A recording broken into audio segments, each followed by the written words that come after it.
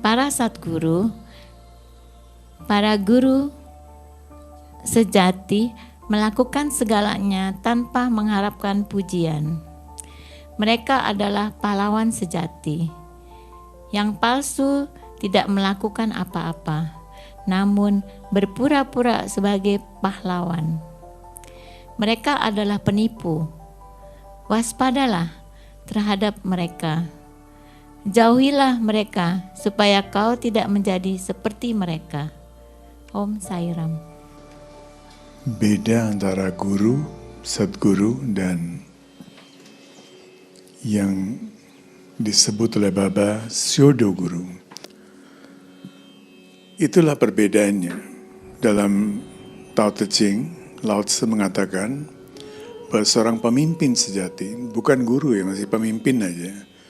Seorang pemimpin sejati itu bekerja, tapi dia memberikan kesan seolah-olah anak buahnya yang sedang bekerja. Jadi dia berada di latar belakang, backseat. Krishna membawa keretanya Arjuna. Seolah-olah Arjuna yang sedang melawan Adharma, melawan Duryodhana dan sebagainya. Padahal yang sedang menjadi tameng, sedang menjadi bumpernya Arjuna adalah Krishna. Ketika perang selesai, Baba selalu mengingatkan kita, seperti biasa, Arjuna turun dulu dan dia mengharapkan Krishna karena size-nya. Dia akan membukakan pintu kereta dan dia akan mempersilahkan Arjuna turun. Seperti kita punya supir, kita mengharapkan supir kita membukakan pintu mobil kita. Arjuna pun bisa bingung, bisa lupa. Bisa lupa bahwa peran Krishna itu cuma role play. Dia bukan seorang sais. Hanya dalam 18 hari, sebelumnya dia sudah mendengar Gita.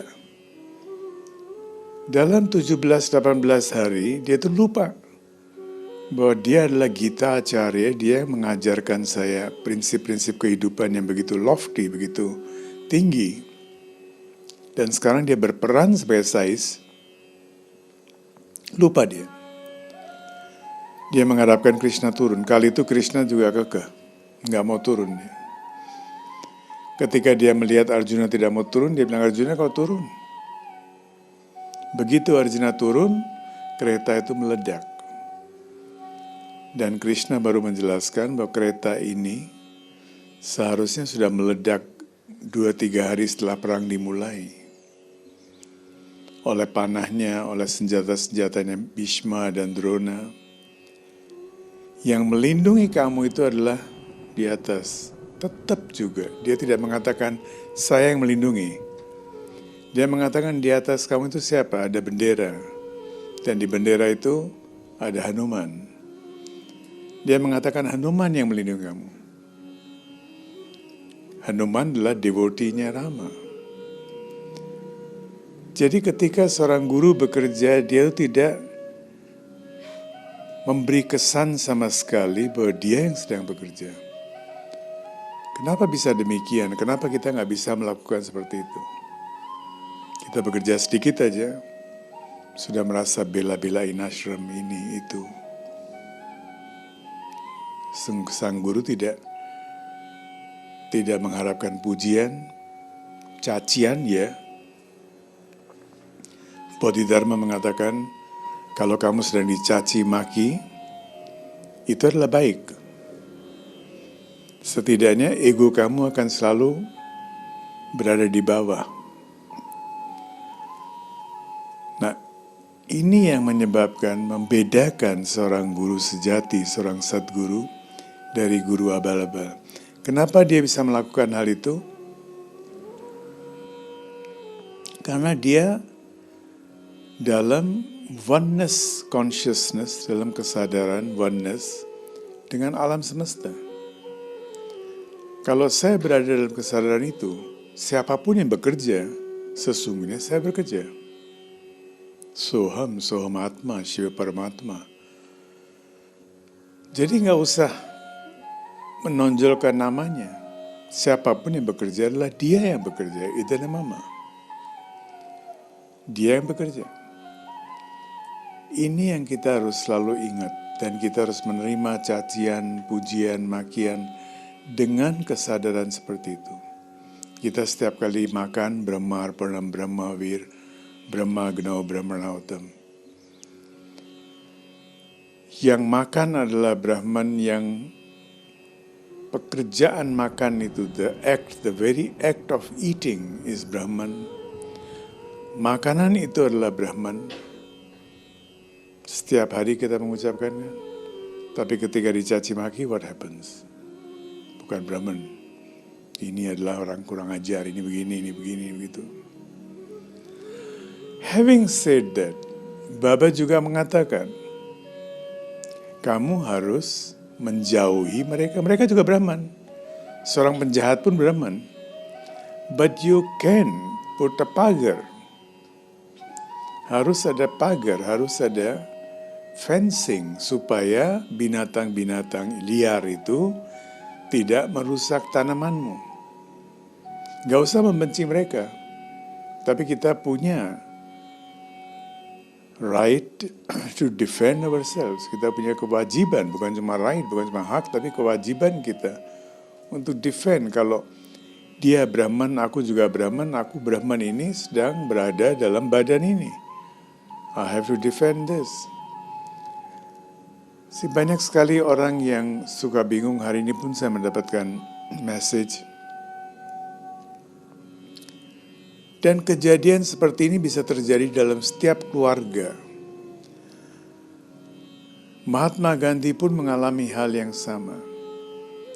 Ketika seorang anak lahir di keluarga tertentu, anak ini memiliki kesadaran seperti apa? Dia mencari orang tua yang kurang lebih kesadarannya sama, karena dia mau meneruskan pekerjaannya.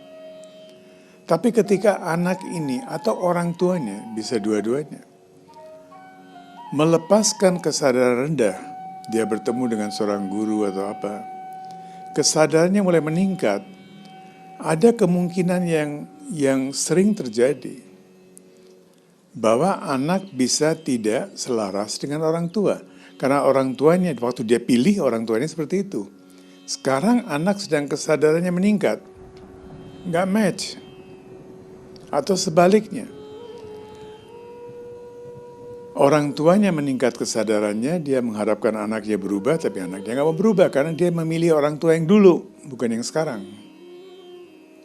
Semestinya bisa berubah. Anak putra sulung Mahatma Gandhi, sulung is what? The eldest. Putra sulung Mahatma Gandhi, Harilal, dia seorang pemabuk, pejudi. Dan ketika orang bertanya kepada Mahatma Gandhi, Gandhi, kok anakmu seperti ini?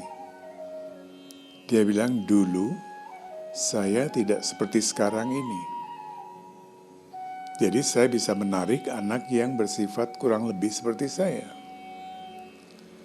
Sekarang saya berubah, tapi anak ini tidak mau berubah. What can I do? Sampai-sampai dia membuat surat dan di-publish di newspaper. Saya telah memutuskan hubungan saya dengan anak ini. Anak ini bukan anak saya lagi. Mahatma Gandhi. Dibujuk oleh pemerintah India waktu Mahatma Gandhi meninggal, dibujuk, terbunuh Mahatma Gandhi, untuk datang dan memberikan mukhagni. Untuk memperabukan mayat itu harus seorang anak yang paling tua. Dan sebetulnya bukan seorang anak putra, bukan putri pun boleh sebetulnya. Atau kalau nggak punya anak, maka dari keluarga mereka atau dari siapapun juga. Nggak ada keharusan, harus anak gitu nggak. Dibujuk, tidak datang-datang juga. Akhirnya Nehru yang memberikan mukhagni, yang membakar, memperabukan tuh. Pertama-tama yang membawa torch ya, dia yang memberikan agni. Dan setelah itu anaknya baru datang dalam kondisi mabuk. Dia meludahi kobaran api bapaknya. Of course, dia punya punya justifikasi sendiri.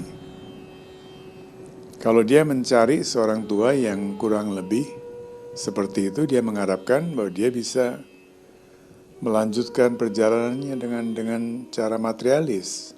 Tiba-tiba orang tuanya menjadi spiritualis, bingung. Sebaliknya pun demikian. Oleh karena itu Bapak mengingatkan dulu ada satu lagu yang saya selalu menyanyikan. Mata nasti, pita nasti, nasti bantu saudara. Ibumu akan meninggalkan kamu, bapakmu akan meninggalkan kamu. Nasti bantu saudara, seorang saudara, sibling, bantu, kawan, semuanya akan meninggalkan kamu. Adam nasti. Yang kau anggap sebagai pendampingmu, dia pun akan meninggalkan kamu. Ardam nasti, graham nasti. Rumah pun akan kau tinggalkan. Tasma jagrata. Oleh karena itu bangkitlah. Bangkitlah. Sada bajo harinam bajo re. Sada bajo. Sada bajo harinam bajo re. Sada bajo. मधुर सुधारस नाम बजो बजो मधुर सुधारस मधुर सुधारस नाम बजो बजो मधुर सुधारस सदा बजो हरि नाम बजो रे सदा Shri Raghurama, He Ganeshama.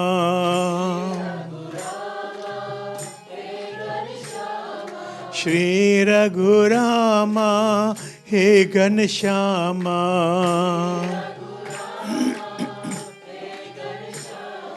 Gauri Shankara, Nam Bhajo Bhajo Gauri Shankara. Sai Shankara Nam Bhajo Bhajo Nam Sada Bhajo Hari Nam Bhajo Re Sada Sada Bhajo Hari Nam Bhajo Re Sada bajo hari naam bajo Sada bajo hari naam bajo Bajo sada bajo hari naam bajo